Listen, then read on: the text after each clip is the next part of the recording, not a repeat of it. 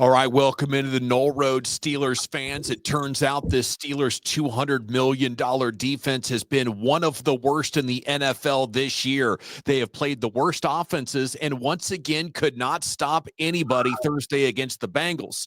So the question's out there, are we entering a time to start talking about needing a new head football coach? Or is there another thing they should be looking at more urgently? We'll get into all this. Here we go.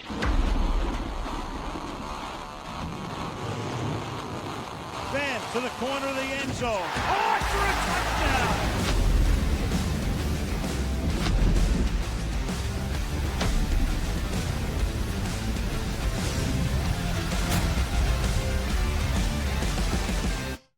All right, thank you so much for hitting play on this video. We appreciate that. Please subscribe. We're cranking out 4 long-form shows a week, plus the Curtain Call Shorts, where we applaud the top plays from Steelers game day. And if you are already subscribed, we'd love it if you could like the video to help with distribution. I'm 25-year sports radio veteran Gavin Dawson, along with the all-academic SEC lineman at Kentucky, New Bear Lesniewski. Buddy, how the heck you doing today? I'm just watching dudes run wide open, watching this game again in the background. It's driving me nuts, man. Can we just move on? Like, Sunday can't come soon enough.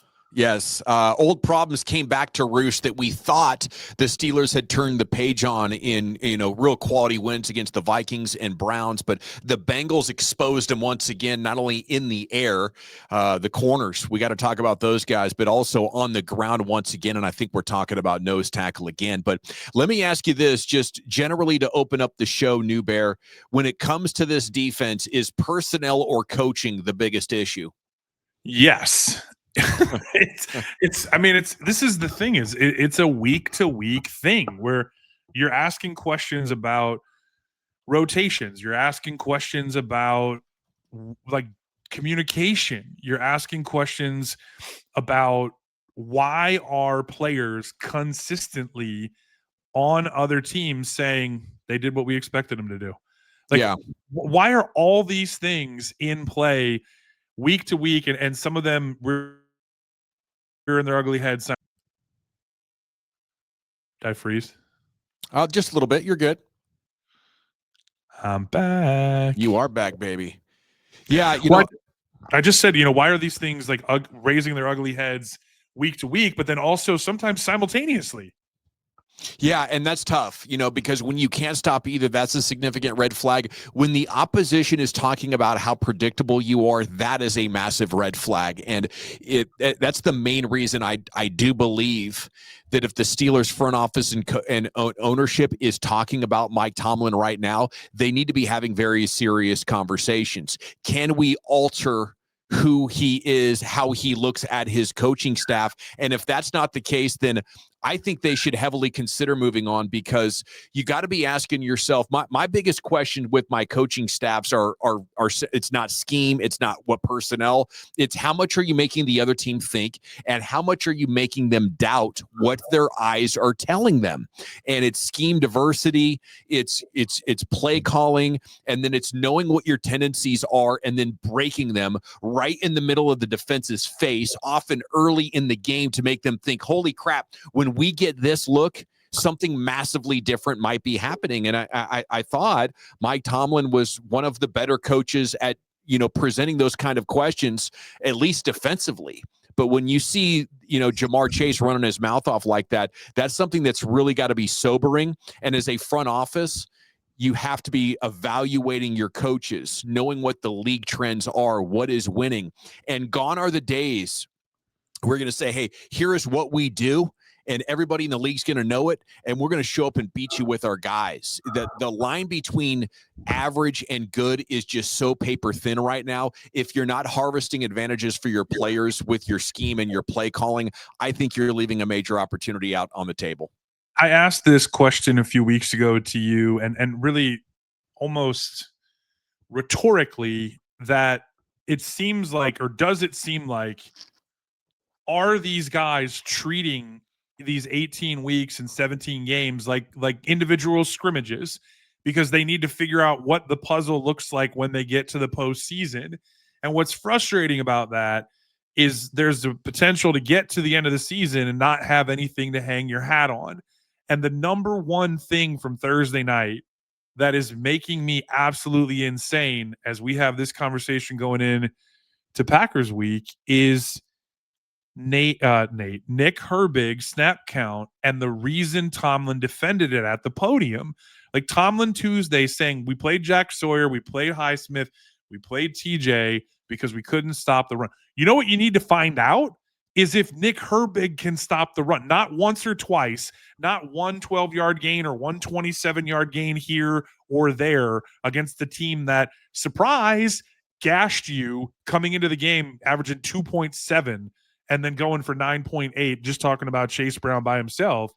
And if you go into the playoffs and you go play Baltimore and you're not going to play Nick Herbig because he can't stop the run, like, is that like, I can't with conversations like that.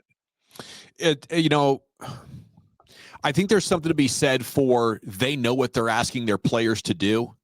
And Nick Herbig might have been making mistakes with his gap discipline, or they just didn't have faith in him that maybe they had in a Jack Sawyer or an Alex Highsmith.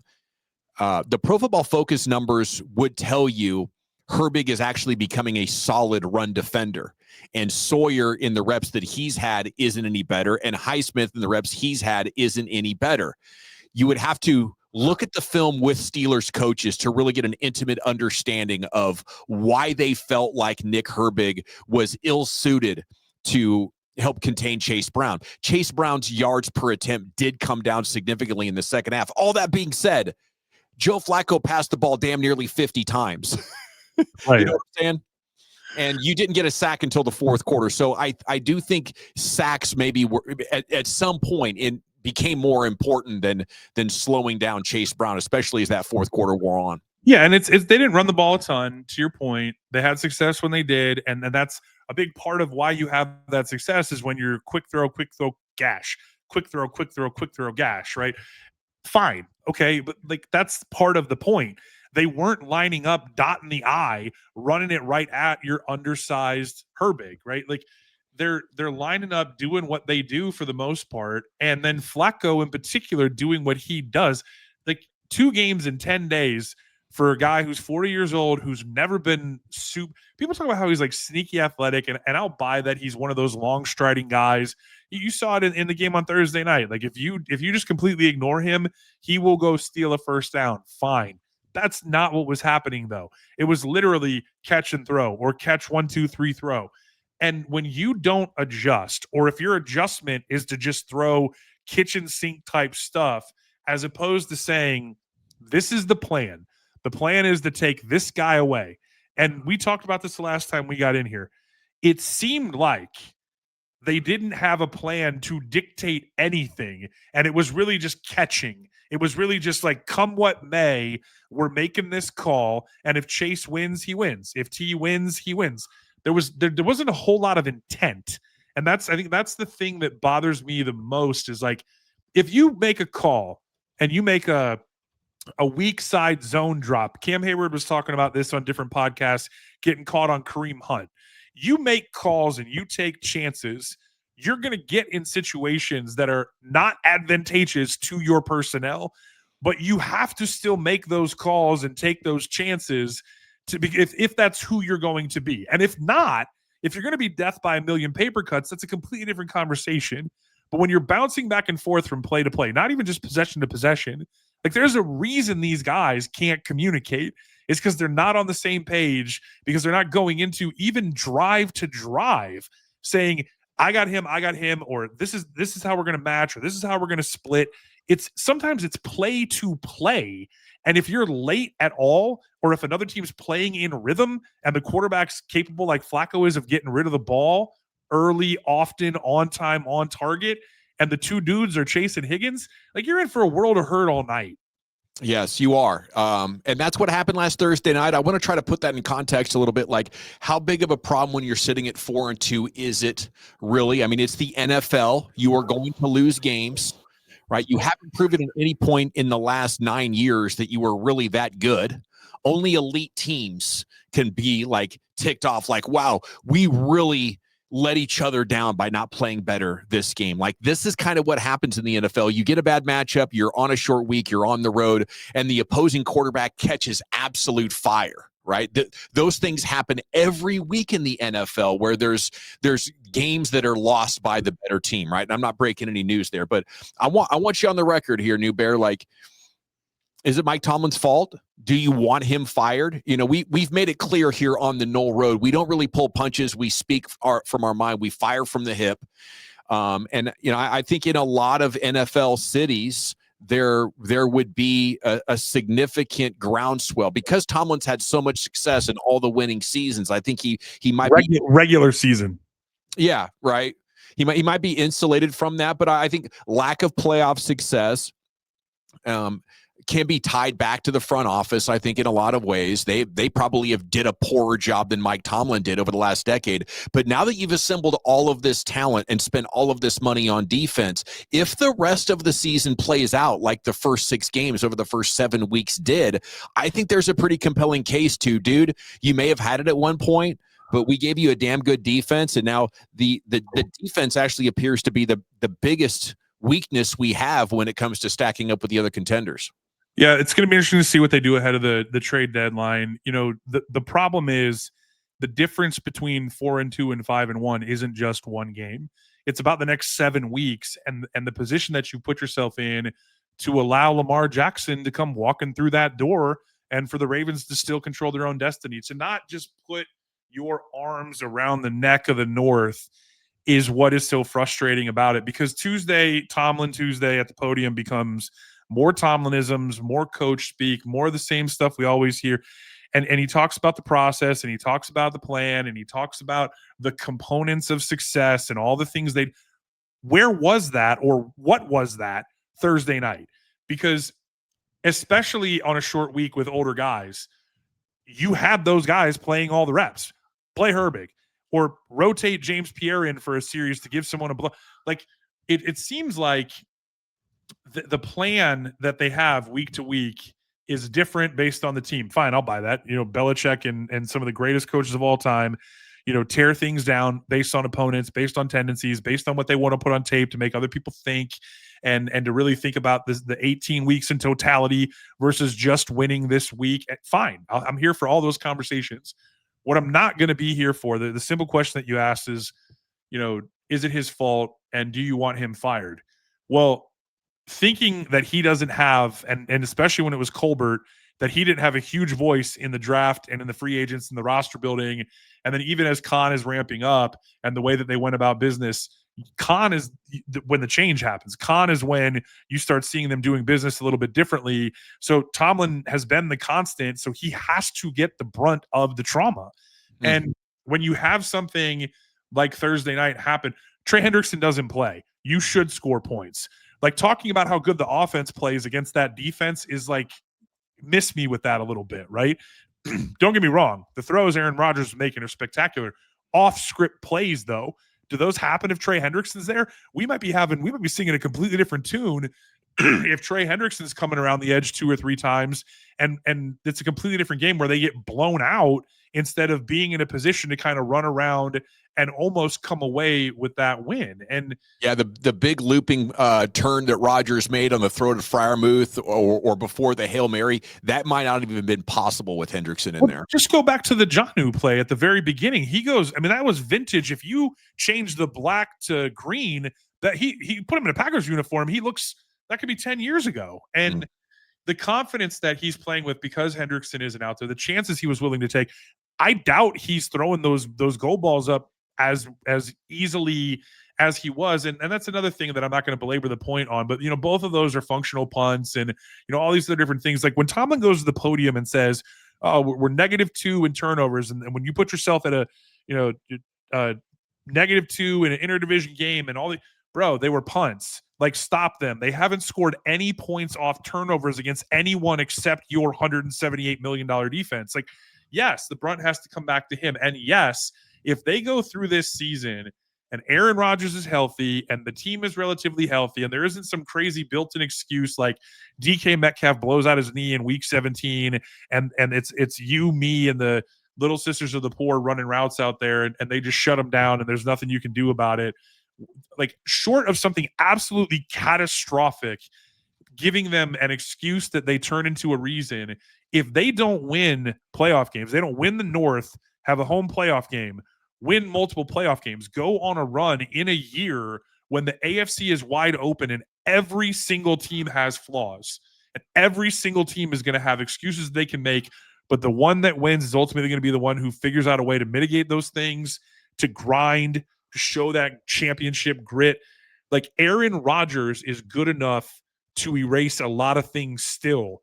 Right now, he's not good enough to overcome Tomlin just doing what he does, being stubborn, and putting it in a place where it's, my guys need to win more of their individual matchups. Yeah, I love it, man. I want to make one more point here on this. Please like and sub. If you're on a smart TV, you got to bring up the menu to find those, by the way, right there inside the video. We sure would appreciate it. I just wanted to say Tomlin does a lot of stuff great, and I don't think we should take it for granted. Like, the fact that he has maintained the Steelers culture for so long despite not winning bigger, that's not easy to do. You know, mediocrity can be just as toxic as losing. The leadership, the culture, the Tomlinisms, you know, to me, that has value. At some point, players can start tuning that out. At some point, it does lose its magic. I don't think we're there yet, but, you know, I'm here in DFW, home of the Cowboys is where I do my sports radio work every day on 105 through the Fan. We are also the home of the Rangers, where they decided to move on from a 4-time World Series winning manager in Bruce Bochy, because they felt like, man, we got a veteran team. Maybe the guys are taking a little bit for granted. They're a little bit too laissez-faire about the way they go about their business. And 3 years ago, Bruce Bochy was everything this organization needed. But now maybe we need a younger guy, a more energetic guy, a more tone-setting kind of guy. And, you know, I think with Tomlin, I like the tone. I wonder, you know, like I said 10 minutes ago, if he's doing enough to ask questions of the opposition, and if he's insisting all of his coaches think the same way, not in coaching your scheme, but in problem solving our matchup week in and week out to give ourselves the best possible chance of success. Okay, we do need, I wanted to maybe turn the page here a little bit. Sorry, New Bear, but you know, I wanted to make sure we had enough time to talk about how, for the majority of the life of this podcast, we've talked about fixing the Steelers offense, whether it was left tackle, wide receiver 2, or whatever it was. I think those were the two main conversations we've had, and I still wouldn't mind upgrade to wide receiver 2, but you know, I think the more urgent fix is on defense, and maybe that's corner, maybe that's a different safety. Maybe you want a more of a stout linebacker in there. I think, though, it's defensive tackle. It's nose tackle. I think they need Jeffery Simmons or another run stuffer. They need Quinnen Williams, and they should be going all in pursuit of that, because it really starts with getting run all over and the adjustments that you're trying to make to get a handle on the defense. Then the big plays start happening, and then, you know, when it's Chase and Higgins, it's a whole nother ball of wax that just magnifies that problem on a much bigger scale. But I mean, would you agree right now, as the trade deadline sitting 2 weeks away, the more urgent need is to maybe add a defensive player that can start to flip these dynamics? I'm so fascinated by what this week looks like when they should have fresh legs, because quite frankly, when Yoshavash is toasting Darius Slay looks washed. And when Ramsey's playing every play and playing physical, but also losing some of those battles, you can argue OPI, DPI, and how some of it was officiated, and the communications and maybe being a beat late. We're still talking about, like, is the hamstring just not a thing? We're just good because we're assuming he's fine because he played every play and he's running around making plays and doing it at all 3 levels, and we're just going to take that for granted. You know, the depth conversation is where has really been rooted for a week or 10 days. Like, what backup type players or what depth pieces? And to your point, it's been more of a wide receiver 2 at the top end.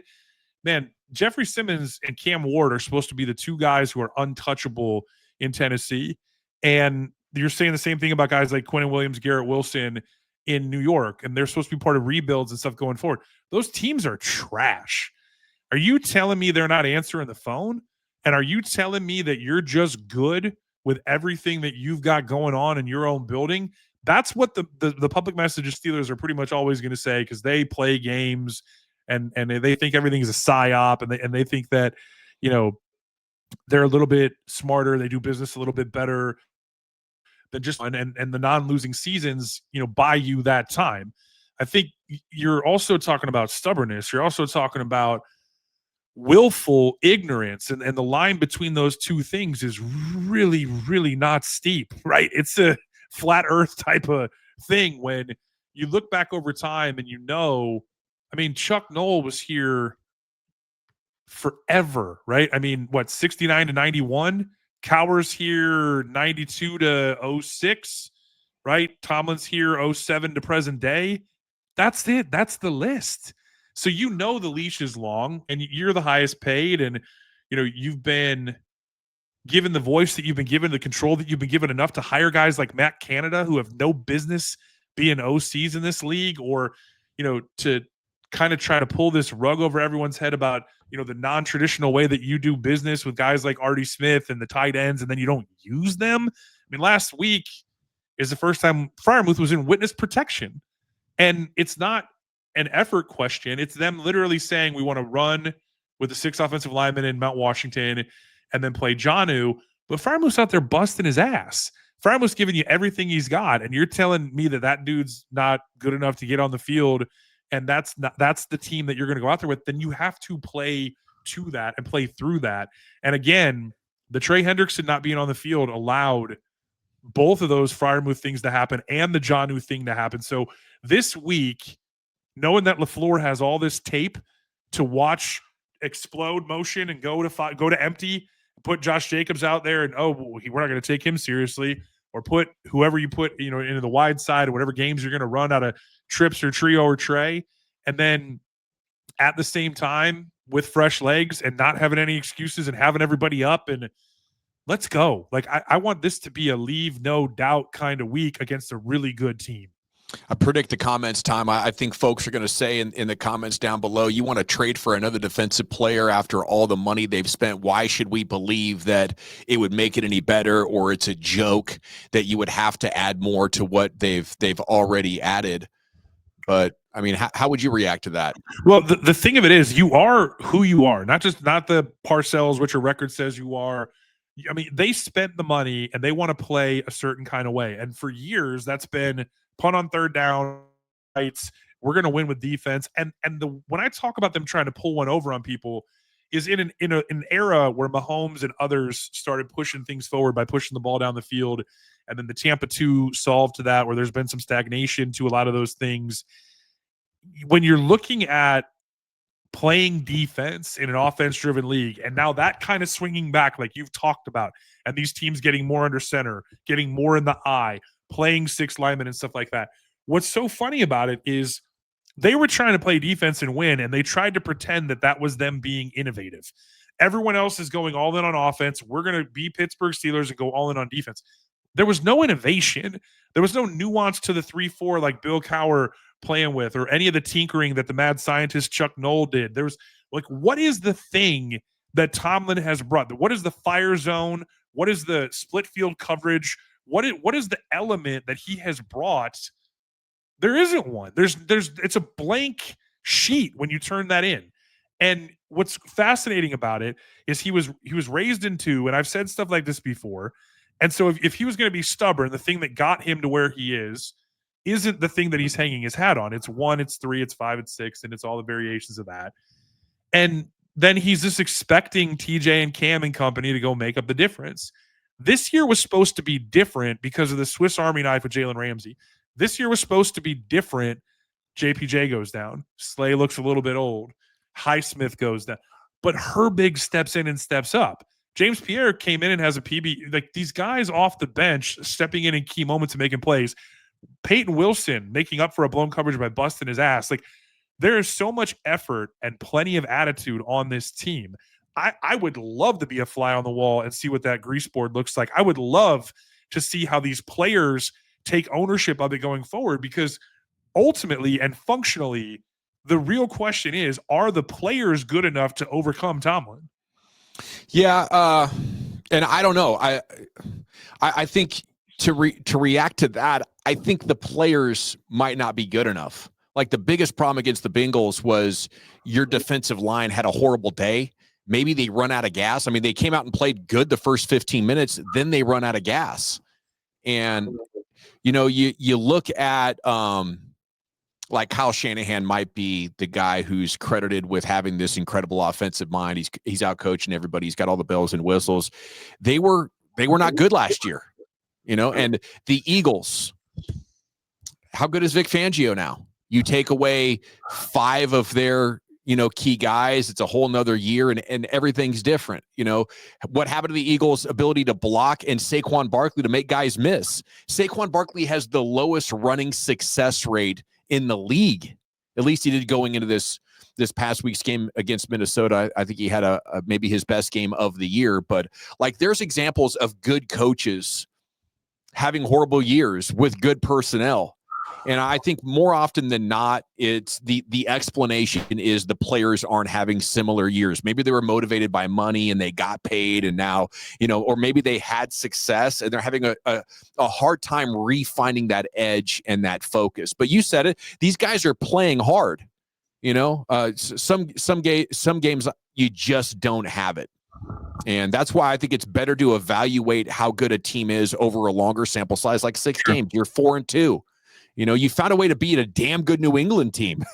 Hang that on your mantle as maybe win of the year. So I think there's a lot of good things going on, and every day is not going to be your day. This team has proven it. But I'm with you, man. I have some significant questions about who this team is and who's at biggest fault for why we find ourselves here examining the reasons for this defense possibly being the weak point on this team. But if you really wanted to drill down, it's Keanu Benton.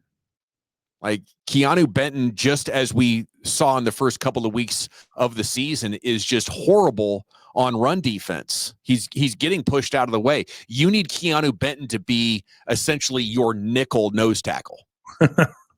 Yeah, and that might be something that he could actually excel in because he's a lot more athletic than you want to give him credit for because he struggles doing the thing that he's not good at. You brought up Shanahan. And then you combine him with Wilson and Queen. If those guys aren't on fire, boy, you're in trouble right there in the middle of your defense. Yeah, I'm just watching TJ. They might not have got sacks. I mean, TJ touched Flacco a couple of times, and it's hard to rewatch this and be like, no, just give me one of those and change one thing, change everything. The Thursday night game was just really a tough watch, and I get short week, I get intra-division. But this is what's so exciting about this week. You just brought up Shanahan. So you go Shanahan and you go McVay and you go LaFleur. And all those guys. So the 49ers weren't good last year. The whole team was hurt. Guess what? The whole team's hurt again. You got Mac Jones. You got, Ayuk still out. And Jennings has been up and down. And Pearsall's been out. And Kittle's been out. But what's that? And they traded Debo. They're 5-2 because Christian McCaffrey is healthy, and Christian McCaffrey is going to be first-team All-Pro in any year that he is healthy and plays the majority of the snaps.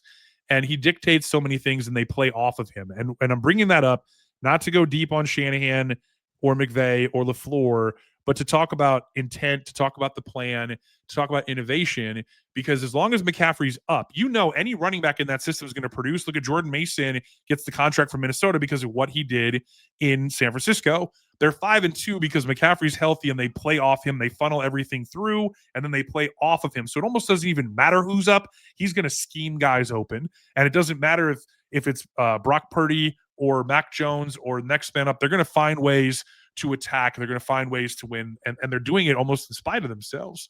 That's the thing right now with this team that is so concerning is other teams are talking about how they're able to do that to the Pittsburgh Steelers. And when you see that this week, Sean McVay as a young man should have beaten Bill Belichick, but he couldn't figure it out on Super Bowl Sunday. And Jared Goff missed the one throw that might have changed everything. And the McCourty twins had that great clip about how they got back there just in the nick of time. And then Hoss 2 wide juke, Rob Gronkowski. It's the ugliest Super Bowl of the modern era. Tom Brady gets another ring. And you think that's, probably the end of the dynasty. McVay learned from that. McVay adapted to that. They made changes from that. They shipped Goff. They bring in Stafford because they knew everything changes and it continues to churn. They went all the way up, they bottomed out. Here they are on the way up again. And Yeah.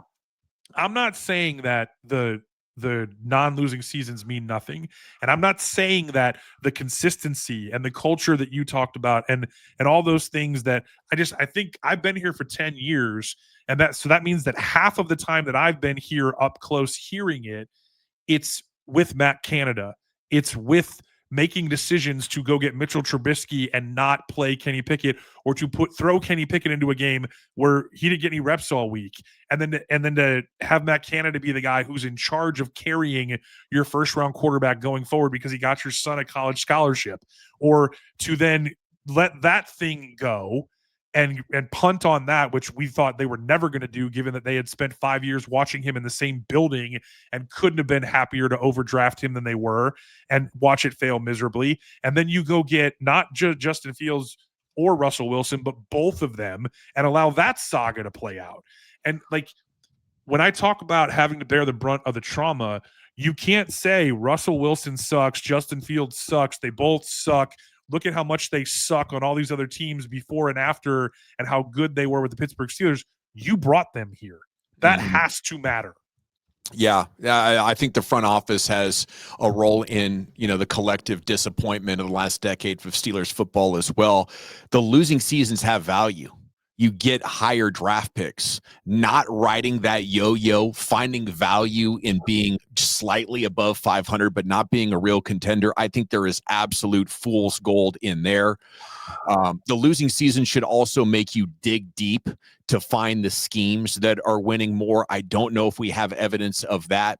If you have not yet, please like and sub. We'll buy you a beer if you do. How about that? I'll bribe you. I'll buy you a cold beer. Just real quick to pay that off, what you were talking about, and I know we're over time, but I don't think people will mind a minute or two. Cowher, again, was here 92, right? 92 through the 06 season. And, he won the Super Bowl finally in 2005. And what preceded that was the 15-1, right? Big Ben's magical rookie run. And what preceded that was 6-10. What preceded that was 10-5 and 13-3 and 9-7. And what preceded that was 6-10 and 7-9.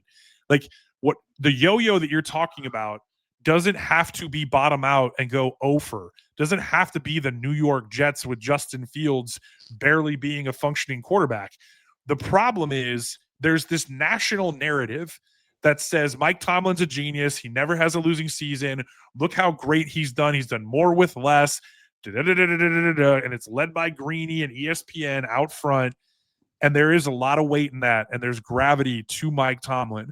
The problem is when you don't do anything in Tom Brady stole their soul in the AFC Championship game.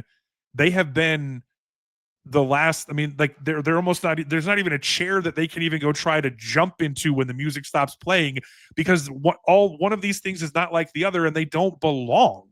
They don't belong in the dance. You can't take them seriously, even in wild card round, no matter who they draw. And you talk about the luck of the draw or going on the road, or they lost games at home to Blake Bortles. Like, this isn't just going into Arrowhead and having Mahomes do you dirty. Like, they found ways to do less with more in many cases.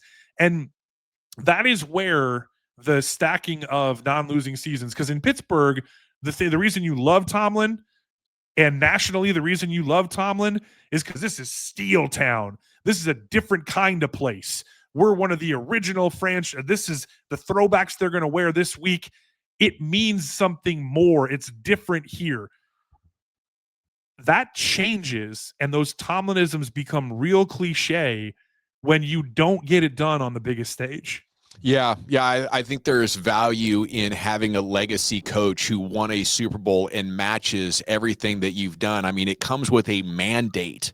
The players look at you differently when you have a coach that has won a Super Bowl in your town. But at some point, the disadvantages that might come with that time in an ever-evolving sport, when you get clear signs that you're not getting your money's worth, or your coaches aren't doing what the trend-setting coaches are doing. Listen, it's not a coincidence when you go through a decade of time without winning a playoff game or even getting close to the Final Four. There's 16 teams in the conference.